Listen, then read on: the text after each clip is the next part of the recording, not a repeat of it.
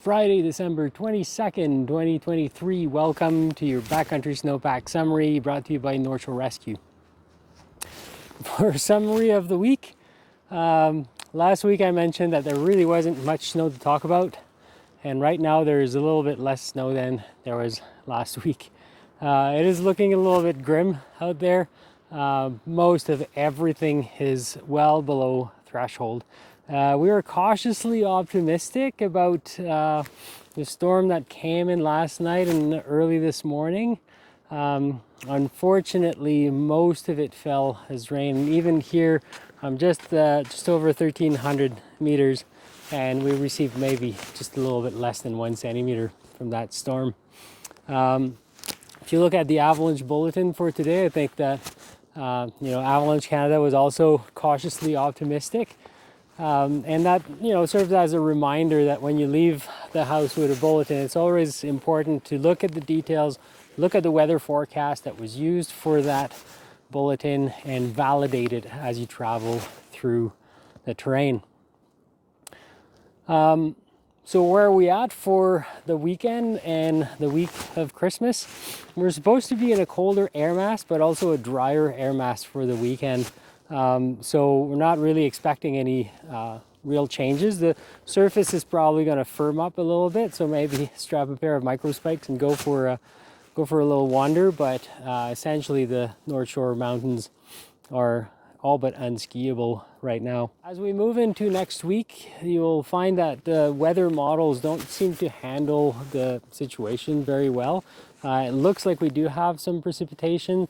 The freezing levels are not super promising for the North Shore. Maybe areas with a little bit taller mountains like Whistler will fare a little bit better up high. But it will be something to keep an eye on. And if you are leaving the North Shore and heading over to sort of north in the Sea to Sky corridor, I really encourage you to have a look at the snow condition report that's put together by Zenith Mountain Guides. These guys do an amazing job, and if you recreate in that area, it's definitely a source of information that you don't want to miss. So since there is not much snow to talk about, I've decided to change things a little bit this week, and instead of doing a snowpack discussion, we're going to talk about topics related to backcountry safety. And right now is the shortest days of the year, so if something happens to you and you're calling for search and rescue, at this time of year is probably the most likely time where you'd actually have to spend a night. So I thought it'd be appropriate to begin with talking about emergency shelters. So if you want to know more about those, stick around for that.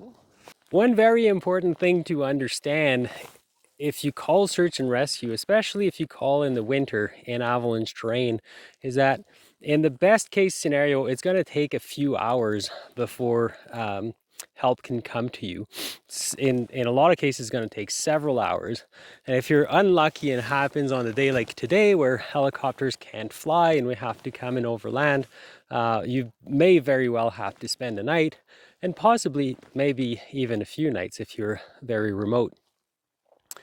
So it's really important that your kit that you take out in the backcountry includes some kind of emergency shelter. Just to make a point here, it will look like I have a lot of gear, but I assure you everything you are going to see in this video actually comes out of this 32-liter backpack. So there's no excuses, there's no reason not to have this gear, especially that a lot of this emergency gear can actually be spread out between several party members. In this case, I have everything in my bag. People carry bivy bags, tarps. The one that I prefer it's a tarp, but it actually has a shape to it. So this one is shaped a little bit like an A-frame. Another good thing too is that it's bright yellow, so it's easily visible from a distance or from a helicopter. So what we're going to do here is just basically grab both ends of the shelter. We have our backpacks right in front of us. We're just going to bring it over top of our head and then step forward and sit on our backpacks.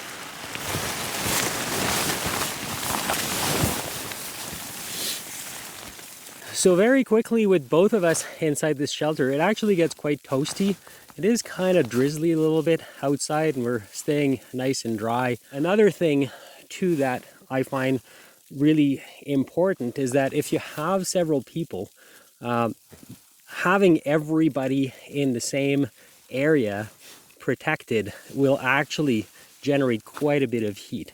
This is why I'm not a huge fan of the bivy bag as an emergency shelter, because then you're alone in there and it's not nearly as versatile. If I want a bivy bag, I can always turn this into one by just wrapping the person in it. But as far as I can, especially if there's somebody who's hurt, I like to have a shelter that is long enough so that I could have somebody who's lying down and also allow me to be in there in the shelter so that I generate quite a bit of heat to keep that person warm. So that would be a very, very quick shelter, even just for lunch, not in an emergency, but very quick shelter if you're not going to wait for very long. So what we're gonna be building here is sometimes called a trench shelter. I'm not a big fan of digging full snow caves because first, they're a lot of work, but more importantly, generally when you're finished, you're completely drenched because you're kind of crawling in the snow trying to dig that cave. So what we're going to start by doing is just digging a trench, and we're not going to, you don't want your emergency shelter to be big. If it's big, it's more air that you have to warm up.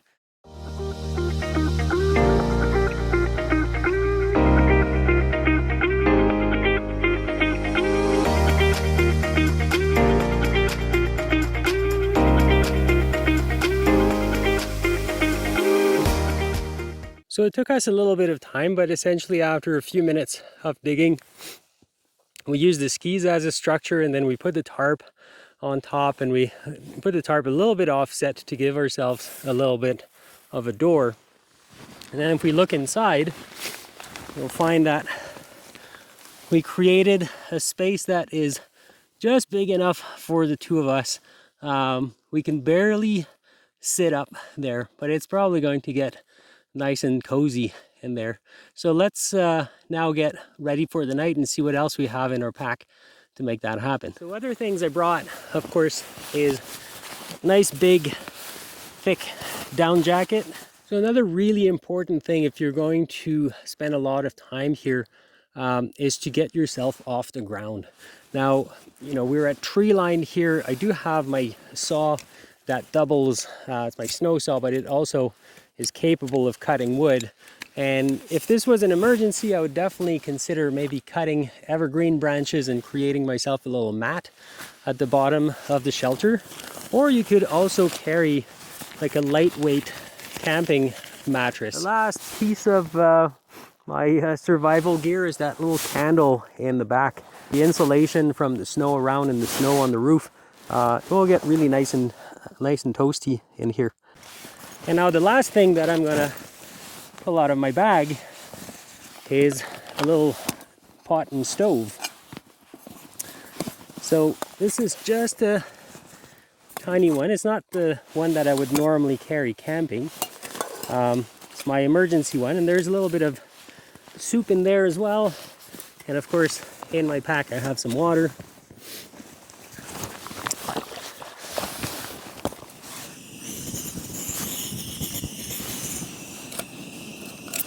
This is all I got for this week. Merry Christmas, everybody.